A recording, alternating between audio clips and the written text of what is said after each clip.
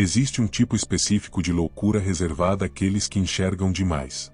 Não o tipo que te faz gritar nas ruas, o outro. O silencioso. O que te faz sentar numa poltrona escura, olhar para um ser humano comum e enxergar, com precisão cirúrgica, tudo aquilo que ele passou décadas tentando esconder de si mesmo. Sigmund Freud era esse tipo de homem. Nascido numa Europa que ainda acreditava que a mente era um templo de racionalidade e virtude, ele teve a audácia, ou a imprudência, de abrir a porta do porão. E o que ele encontrou lá dentro não era bonito. Era instinto. Era sombra. Era desejo pulsando nas paredes como uma coisa viva. A Alemanha e seus países vizinhos germânicos respiravam ordem, disciplina e repressão. A sociedade burguesa do século XIX tinha um acordo tácito com a própria consciência. O que não é dito, não existe. Freud quebrou esse acordo. E o mundo nunca lhe perdoou por isso. A pergunta que ninguém fazia em voz alta era simples e devastadora. E se o monstro não estivesse fora de nós? Ele colecionava ruínas. Não por acaso. Freud sabia exatamente o que estava fazendo. Cada objeto enterrado, cada fragmento desenterrado de uma civilização esquecida era uma metáfora viva para aquilo que ele passava os dias inteiros fazendo: escavar seres humanos. O método era simples na superfície, perturbador na essência. O paciente deita, fala. Freud escuta. Mas o que ele escutava não era o que as palavras diziam, era o espaço entre elas. A hesitação. O lapso. O sonho relatado com vergonha de mais ou detalhes de menos. Ali, naquele silêncio carregado, habitava a verdade que a consciência se recusava a assinar. Ele chamou essa região de inconsciente. A Europa Cultural. Os colegas médicos desviavam o olhar em congressos. As publicações acadêmicas devolviam seus manuscritos com a delicadeza de quem descarta algo contaminado.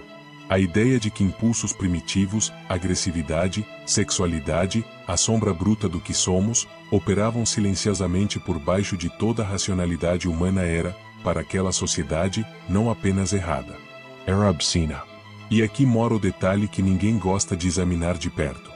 Freud não estava apenas descrevendo a mente alheia. Ele se colocava na mesa de dissecação também. Seus próprios sonhos. Seus próprios lapsos. Suas próprias sombras, catalogadas, analisadas, publicadas com uma coragem que beirava o exibicionismo intelectual. Ou talvez fosse compulsão. Talvez o médico e o paciente nunca tivessem sido pessoas diferentes. O conflito não era entre Freud e o mundo. Era entre o mundo e aquilo que Freud havia provado que existia dentro de cada um deles. E essa é a ferida que não fecha. Há um momento em que a história para de ser metáfora e vira literal. Para Freud, esse momento tinha cheiro de papel queimado. Os nacional-socialistas não perderam tempo com sutilezas acadêmicas. Enquanto os colegas dele apenas ignoravam sua obra, o novo regime decidiu silenciá-la com eficiência industrial. Seus livros alimentaram fogueiras públicas em praças lotadas, um espetáculo cuidadosamente encenado para a multidão que aplaudia. Freud, então com 76 anos, soube da notícia em Viena. Sua resposta foi a frase mais tarantiniana que um gênio austríaco já pronunciou em vida. Que progresso fazemos?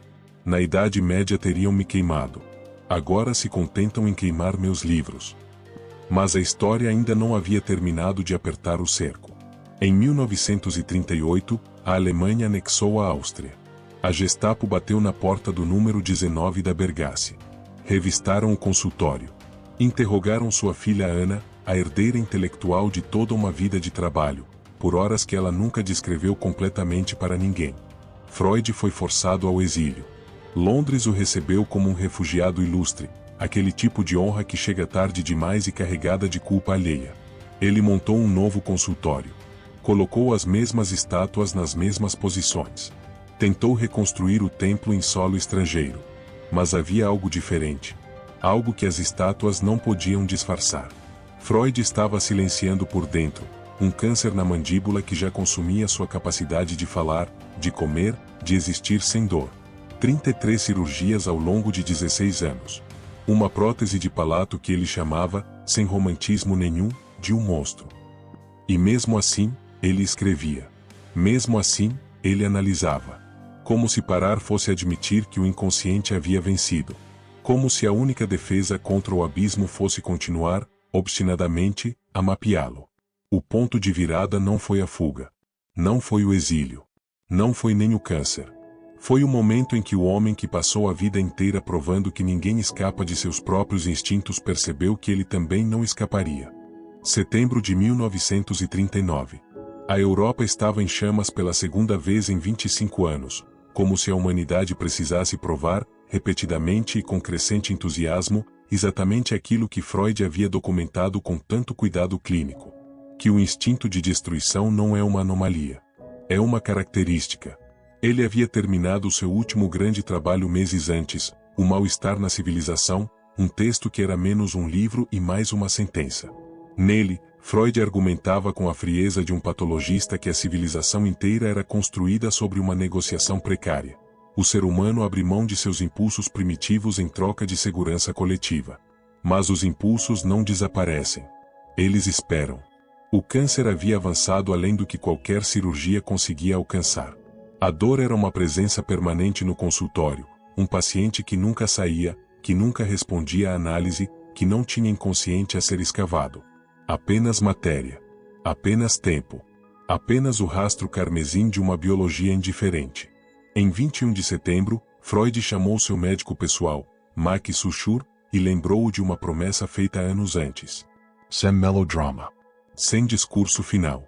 Com a mesma objetividade clínica com que havia documentado a mente humana por meio século, Freud simplesmente disse que aquilo havia se tornado uma tortura sem sentido. Suchur cumpriu a promessa. Na manhã de 23 de setembro de 1939, com a Segunda Guerra Mundial com apenas 3 semanas de existência, Sigmund Freud foi silenciado definitivamente. Tinha 83 anos. Do lado de fora, o mundo destruía-se com uma competência que ele havia previsto em detalhes perturbadores. Do lado de dentro, as estátuas permaneceram no lugar. E aqui mora o clímax que nenhum biógrafo consegue narrar sem um desconforto que não encontra nome preciso. O homem que provou que o ser humano é governado por forças que não controla, não controlou as forças que o governavam. O homem que mapeou o instinto de morte com precisão acadêmica, encontrou o instinto de morte. O homem que disse ao mundo inteiro o que havia dentro de cada um deles, descobriu que havia o mesmo dentro de si. A mente mais perturbadora do século XX havia parado. Mas o que ela havia descoberto, ninguém conseguiria silenciar. Você chegou até aqui. Isso significa algo. Não sobre Freud, sobre você. Porque existe uma razão pela qual documentários sobre a mente humana produzem esse desconforto específico que você está sentindo agora mesmo. Aquela coceira atrás dos olhos, aquela sensação de que algo foi mexido num lugar que você preferia não saber que existia. Freud chamava isso de resistência. A resistência, segundo ele, não é o oposto da cura. É a prova de que a cura está perto. Quando algo incomoda sem razão aparente. Quando um pensamento retorna repetidamente disfarçado de outros pensamentos. Quando você reage com intensidade desproporcional a situações pequenas, ali, naquele exato ponto de calor, está a porta do porão que você passou a vida inteira fingindo que não existe. O legado de Freud não é uma lista de teorias. Algumas foram superadas. Algumas eram produto de um homem do século XIX com os pontos cegos do século XIX. A ciência avançou, como devia avançar. Mas o núcleo permanece. Que existe em você uma dimensão que não obedece à sua narrativa consciente. Que seus sonhos são documentos. Que seus lapsos são confissões. Que a pessoa que você apresenta ao mundo e a pessoa que você é às 3 da manhã, no escuro, sem audiência, não são a mesma pessoa. E aqui está o terror que Freud deixou como herança. Não é o monstro que você não conhece. É o monstro que você conhece, e continua fingindo que não. Cada guerra que ele previu, aconteceu. Cada impulso que ele mapeou, você sentiu. Cada sombra que ele nomeou, habita o mesmo endereço que habitava antes de ele ter dado um nome a ela. A diferença entre antes e depois de Freud é simples e irreversível. Antes, você não sabia o nome do que vivia dentro de você. Depois, você sabe. E não pode desaber. A voz da razão é baixa, mas não descansa até ser ouvida. Sigmund Freud. Se esse documentário mexeu com algo em você, era exatamente isso que ele deveria fazer. Freud diria que a sua desconfortável reação a este vídeo é a coisa mais honesta que você fez hoje. Se inscreva no canal. Porque toda semana a gente abre uma porta dessas que você preferia que permanecesse fechada. Comenta aqui embaixo, qual teoria de Freud você acha que descreve melhor a humanidade hoje? O instinto de morte, a repressão, ou o eterno conflito entre o que somos e o que fingimos ser? Ativa o sino, porque algumas histórias não podem esperar. Coração Preto, até o próximo abismo.